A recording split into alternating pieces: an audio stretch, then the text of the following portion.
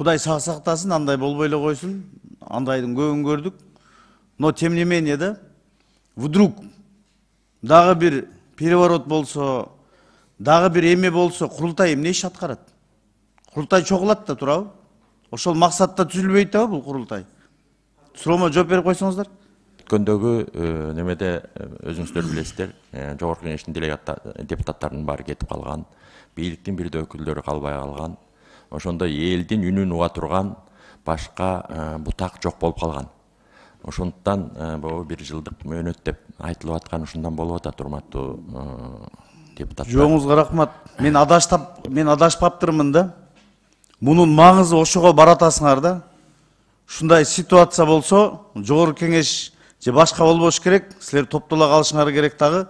Кыргызстандын келечегин же болсо ошол ИО президент деп коебузбу, башка болот, кандай деген максат алып баратасыңар да.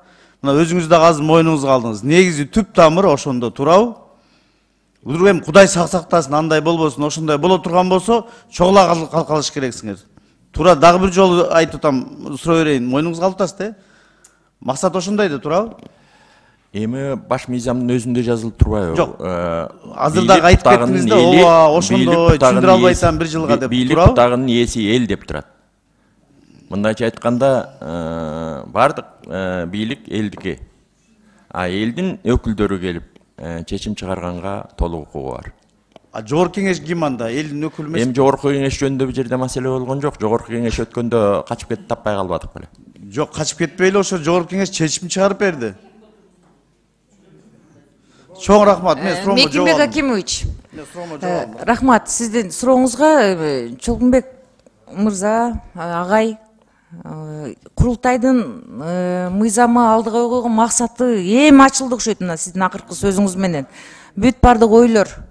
Мекимбек Акимович чоң ыраазычылык билдиребиз, айтылбай турган сөз эле айтылып кетти, өзү эле болуп атат окшойт. Мындай маселени койсоңуз, Жогорку Кеңештен бул мыйзам кандай өтөт, кандай жок.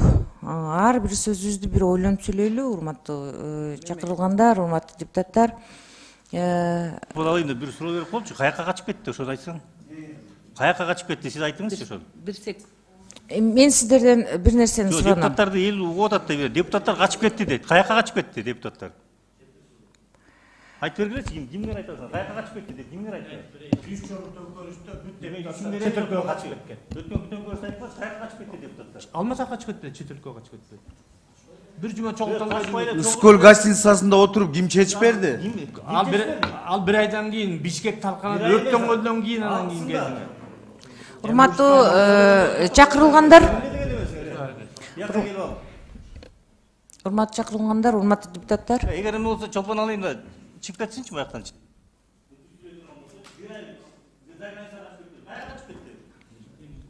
Сиз ким элеңиз атыңыз?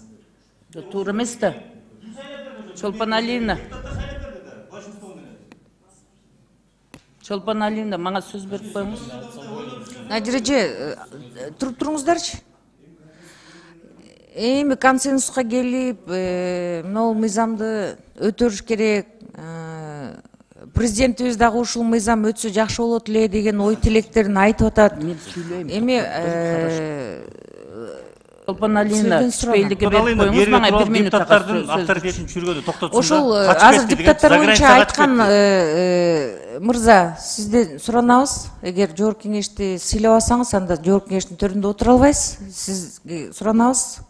Бул жыйындан чыгып кетсеңиз туура болот эле. Реалий нерсени айтыш керек да, депутаттар шайлап берди го, Чолпон Алиевна, мага сөз берип коюң. Мен конституциялык укугум бар, суранып атам сизден мыйзамдуу жол менен. Жок, мен сүйлөп атпаймынбы? Мен кишини чыгып кетсин деп суранып атам. Аппарат.